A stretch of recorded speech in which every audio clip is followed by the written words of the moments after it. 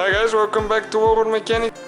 Today we're going to show you how to replace the front hub, or also known as the steering knuckle, right here on Mercedes 163. And this one is ML430 2000 model. The 1998 and 1999, the brake rotor is a little bit smaller and the brake caliper is different, so that will be the only difference. So first thing, we need to remove the brake rotor and the caliper out of the way. So now you need to get a PB blaster or WD-40 and spray right here, because that's where they really rust and they don't come out. Also right here, this little bolt, it's good to spray this one too overnight. We already did, so it's going to come out of there.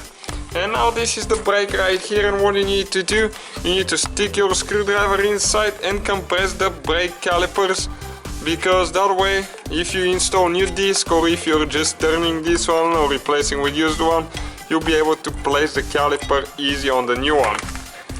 And now on the back, let me get a better view. There is two bolts with I think with 21mm in our case. Okay, the ones right here. And there, these two, we need to take those off. Okay, and those are usually really tight, guys, so you might need to use a brake over bar or something. Okay, this is the brake over bar if you need to use it, but we already got them loose, so we can save you guys. Okay, this is the second bolt, and now you can see the caliper should come out of there. Okay, like that. Okay, now it's good to put a piece of wire or a big zip tie and just get the caliper somewhere hanging on the wire, and careful with the sensors and stuff, because otherwise you might damage the brake line, because that is pretty heavy caliper, guys. Okay, now we need a 5mm Allen wrench, and we need to remove that bolt that holds the brake caliper to the hub right there.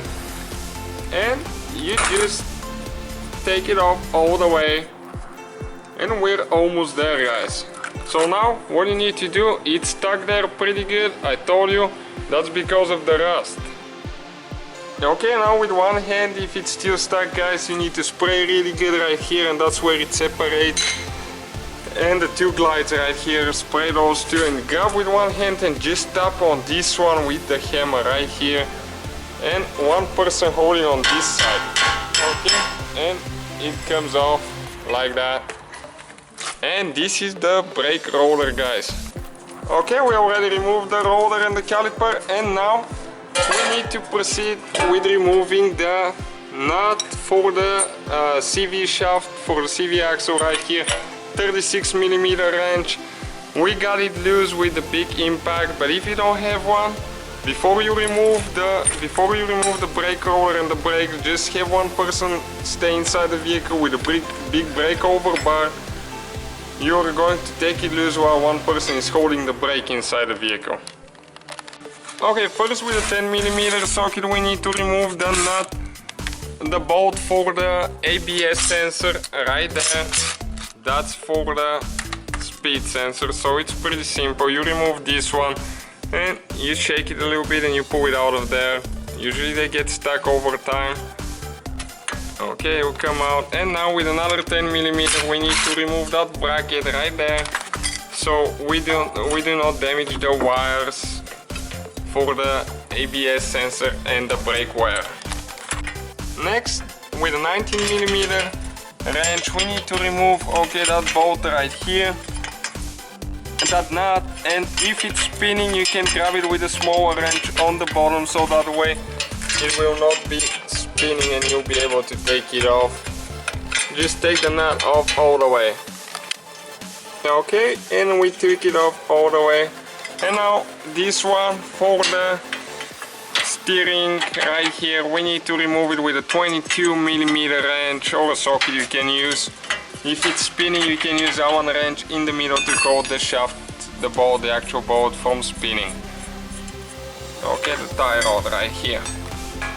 Okay, now if you hit it right here, don't hit the bolt, never hit the bolt, just hit on the shaft right here, and this one as well.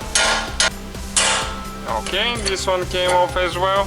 And now what you need to do, you need to get this one out of the way. Just lift it up. The bushings are holding pretty good, so it takes a little bit of an effort. And now you need to gently tap the CV shaft, but don't hit the thread. Okay, and this one is pretty rusted inside the teeth, so what you can use is an extension for your ratchet right there, and just get in the middle of the shaft, don't hit the thread, and with the rubber hammer just gently do it, and okay, and you come out of there like that, and the CV shaft is not in the way anymore. And now the bottom bolt is with the 22mm.